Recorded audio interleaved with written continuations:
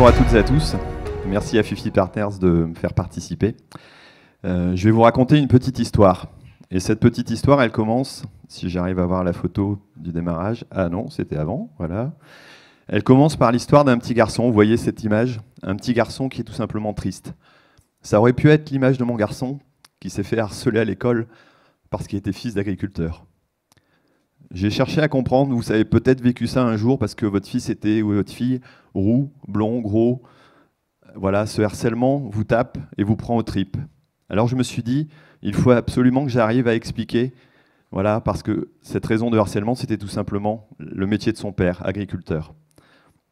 Donc je me suis dit, comment faire pour arriver à expliquer qu'en agriculture, on utilise plus de drones, voilà, ou de satellites que l'armée, qu'on a une connexion beaucoup plus importante que la moyenne des Français. Oui, on est plus connecté que la moyenne des Français. Qu'en moyenne, on travaille plus de 54 heures, voilà, par semaine pour gagner, comme on l'a entendu tout à l'heure, à peine l'équivalent du SMIC. Pourtant, on peut fournir jusqu'à 3 repas par jour, voilà, aux Français. Et comment cela?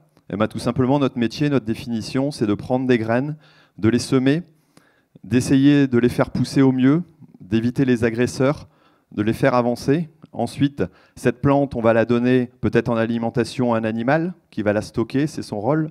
Peut-être nous fournir aussi du lait ou du camembert, comme on peut trouver ici en Normandie.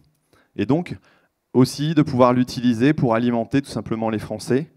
On peut aussi l'utiliser pour faire des biomatériaux qui vont vous servir pour isoler et aider à la transition énergétique, ou encore équiper votre voiture en carénage avec du lin, par exemple. Énormément de choses que l'on peut faire.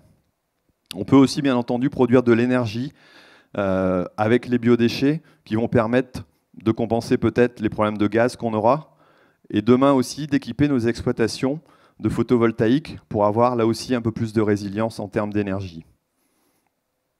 Voilà, ces défis, on les a relevés parce qu'à un moment donné, au début du siècle dernier, on avait 90% de la population qui était agriculteur. On est arrivé à 50% après-guerre, on est 5% actuellement.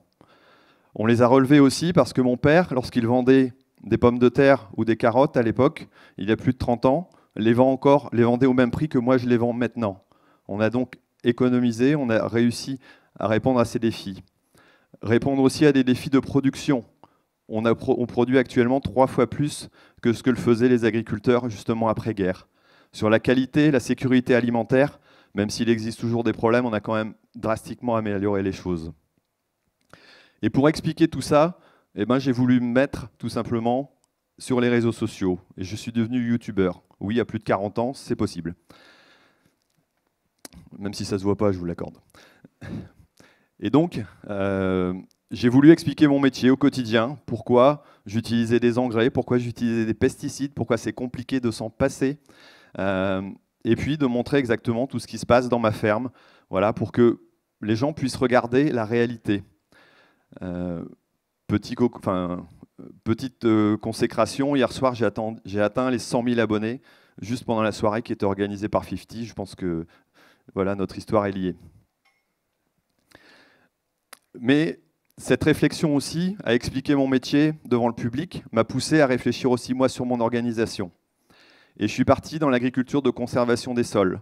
L'agriculture de conservation des sols, c'est d'abord couvrir les sols de façon constante, en hiver aussi, pour éviter l'érosion, pour capter aussi tout simplement l'énergie du soleil, même à des périodes où elles sont plus faibles. J'ai aussi, donc la conservation des sols, c'est aussi tout simplement avoir des rotations plus longues, essayer d'avoir des cultures qui régénèrent vos sols, avoir des protéagineux pour éviter d'importer du colza, du soja de pays extérieurs, justement de cultiver du colza. Aussi peut-être parfois de réintroduire de l'élevage, ça peut paraître un peu anachronique, mais pour tout simplement enrichir ces sols et les améliorer. Et puis, je suis passé aussi à une agriculture biologique, parce que tout simplement, en conservation des sols, je n'ai pas d'amélioration de mon revenu. Et les coûts chaotiques que peuvent représenter les incidents, j'allais dire au niveau économique, font qu'à un moment donné, mon exploitation n'était plus peut-être tout à fait viable. Et cette agriculture biologique, je l'ai fait à plusieurs, avec d'autres collègues, avec un coup de pouce de la mairie, pour essayer de découvrir comment ça fonctionne. Et ça m'a permis de voir aussi que ce n'était pas si évident que ça, parce qu'il fallait trouver les marchés, il fallait trouver les nouvelles techniques, les nouvelles pratiques, Et ça, on ne le fait pas en claquant des doigts en un an. Et puis je suis rentré aussi dans une démarche carbone pour tout simplement analyser si je conserve ou pas de carbone. Actuellement, je ne stocke pas de carbone, mais je suis en bonne voie pour pouvoir le faire par la suite. Et puis pour expliquer tout ça, je me suis dit, pour avoir le temps long, parce que c'est compliqué d'avoir le temps long lorsqu'on fait une vidéo, même si elle fait une demi-heure, je me suis mis à écrire un bouquin qui s'appelle « Dans les bottes de ceux qui nous nourrissent ». J'ai réalisé aussi un reportage en même temps, en allant voir 10 agriculteurs et agricultrices à travers la France pour essayer de montrer un peu la diversité. Pourquoi Gaël, dans la Drôme, a bien raison de faire du bio, parce qu'il a des courants de vent qui lui permettent de mieux résister aux maladies. Pourquoi en Normandie, on produit des vaches laitières. Pourquoi, tout simplement dans le Loiret, mon ami Gilles est obligé d'avoir 250 hectares pour pouvoir s'en sortir et travailler seul en conservation des sols, parce que sinon, son exploitation n'est pas viable. Parce que certes, on a un métier passion, mais on doit en vivre aussi, gagner notre vie avec ça. Et puis, pour la promotion de ce bouquin, j'ai pas eu de bol, on arrivait juste en période de Covid.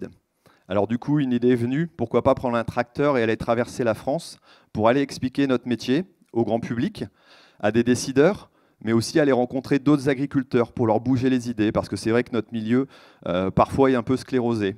Et donc, c'est ce que nous avons fait avec une association de start-up qui s'appelle le Co-Farming, plus spécialisée dans l'agricole. Et on a été à ces rencontres pour arriver à découvrir un peu plus aussi ces milieux-là. Et là, j'ai eu un tilt. Je me suis dit, mais c'est vraiment ça, c'est les rencontres, les discussions, le contact direct qui fait qu'on va pouvoir faire avancer les agriculteurs, mais aussi la relation que l'on a avec le public qui ne nous comprend pas toujours. Et là, je me suis dit, tiens, Thierry, on va te lancer un nouveau défi. Pourquoi pas créer une application de reconnexion des agriculteurs avec le grand public?